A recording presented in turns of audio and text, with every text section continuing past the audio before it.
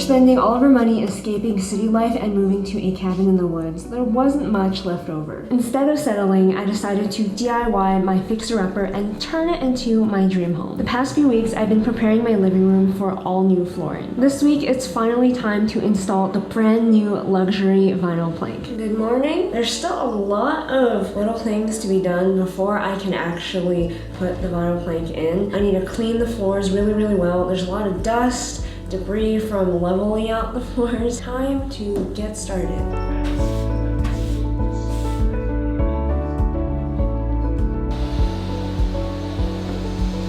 Took about 5 hours to clean, vacuum, sweep, and now I can finally set up the space for tomorrow. So I went and bought a new blade specifically for finishing. I need to read the instructions on how to do that without cutting off my finger. One of the things I've been thinking about while I've been doing all of this for the past few months, a lot of people seem to think that they can't afford this kind of life. I've seen people who are just minding their own business being very inspirational to me, learning how to DIY their house, doing van life, or building an entire cabin in the woods by themselves. And usually the reason why they go viral is because there are a lot of people in the comments hating on them for being capable of doing that. They'll say, I wish I could do that, if only I was rich. And it just makes me really sad to think that people are so petty and jealous and can't be happy for other people. But also the irony of them judging someone who actually went and took their life into their own hands while they're sitting behind a screen complaining about, oh, life isn't fair. Whereas I feel like that's such a waste of time. Even if it were true, I'd rather be trying to figure out how that could be my life too. The whole reason I'm even on this weird journey of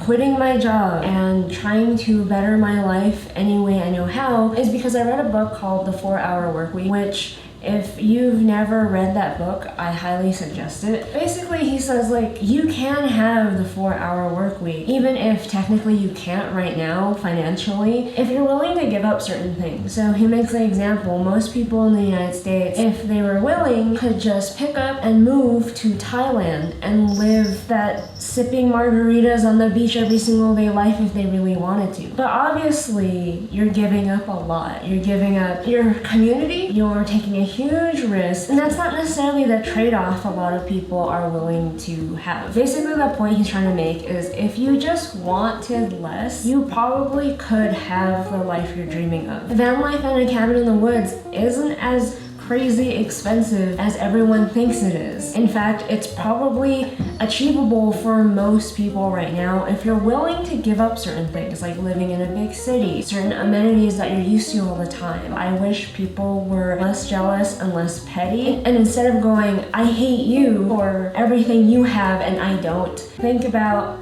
how can I get that? And maybe that's an inspiration. Because I genuinely don't think anyone does this life and shows it off on social media because they want to make other people jealous. At least for me, it's genuinely trying to inspire others that maybe you can change your life, even if it's just a little bit. Anyways, enough philosophizing. Let me figure out how to do this. Unplug the saw, raise the arm to the upper position, and raise the lower guard. I think I'm doing something wrong. I'm so weak. Oh, goodness, let's see.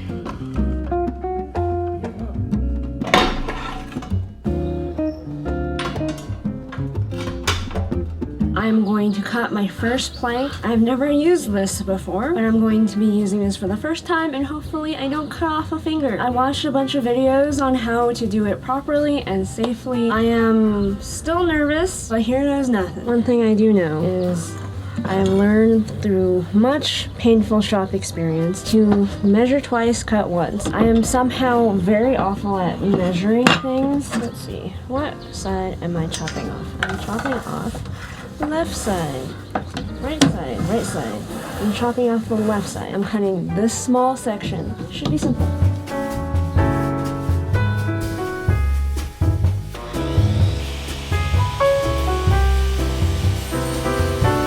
Pretty cool. Pretty clean cut to touch up a little bit with the jigsaw. Man, that was nice. got the first 2 boards installed. How exciting. This is upside down. Oh god. These planks are a lot heavier than they look. Usually it's like big burly men on YouTube who are handling these things. But let me tell you, these things are I would say they're like 20 pounds each.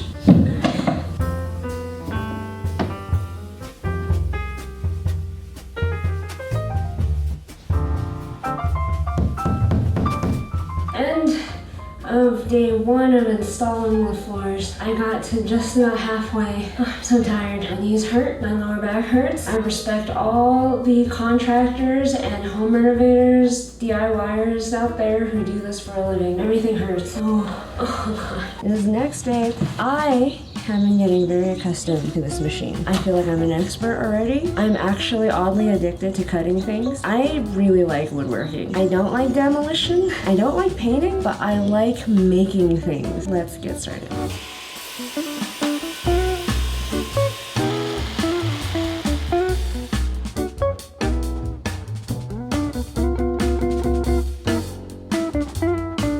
Good morning. It is the 5th day of doing this. I don't know if I said yesterday, but I can't tell you how excited this makes me. It feels so good with the flooring. There's something really magical about working really hard for a month straight and finally being able to experience almost finished results of it. I do think there's something so much more satisfying knowing that I did all this myself. I understand now why it costs so much to get flooring redone. I did not train Biscuit how to appear on camera. I think he knows when he's on camera and he likes being the center of attention. So he does this. He acts all cute.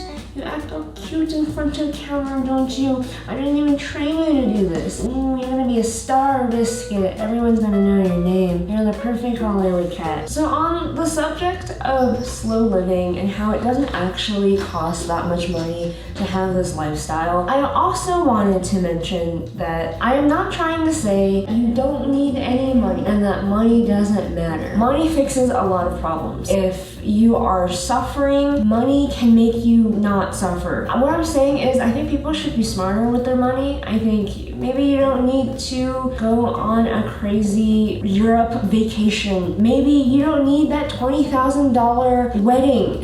You'd be surprised how many people in Hollywood don't save their money. They live paycheck to paycheck. If you just tried your best to live like a cheapskate like me, you just might be able to afford this dream life a lot sooner than you think. You don't have to wait till you're 65 or older before you can finally see the world. And I guess a bonus point, life rewards risk takers. Don't take this advice to the extreme. If you're too extreme of a risk taker, you can end up homeless because you made far too many stupid decisions in your life. But I think people in general are far too safe. So they're constantly making excuses of why they can't quit their job. They can't go and travel. They can't do these things. I feel like a lot of people who complain about how other people have a better life than them, they don't look internally and go like, maybe I'm just not willing to take that risk. So trust me, I was very extremely scared to quit my job. But all of that risk taking led me here. And if it weren't for those moments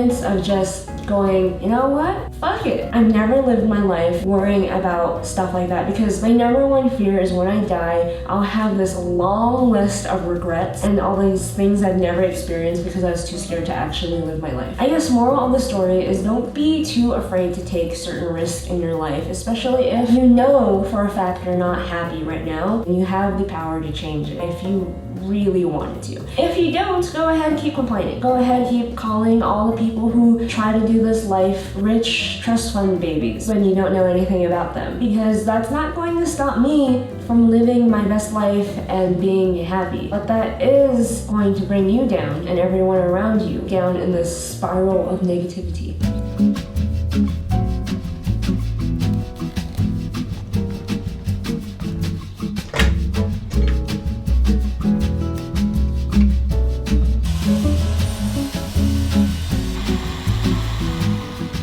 I am almost done. The last few boards are going in. This is it. I'm so excited to reveal the whole thing to you. Let's fit it in. It's so satisfying seeing it go perfectly in place.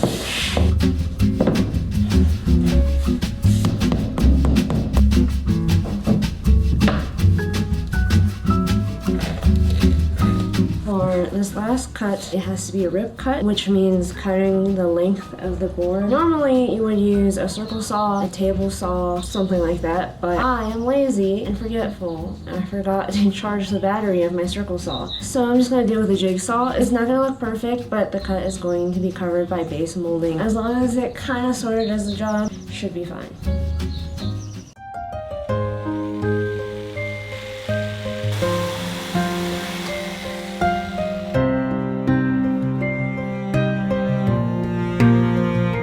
I did not expect how satisfying it would be to have complete new flooring that I installed myself. It looks so good and it feels even better. The texture of this vinyl plank is extremely similar to real hardwood flooring, except so much cheaper because I prepped and installed it myself. I'll have the brand of vinyl plank as well as all my tools I used linked down below in case you're interested. Next week, I'm really excited to start building my custom built-in library bookcase. If you want to follow along and plan your escape from the 9 to 5, make sure to like and subscribe.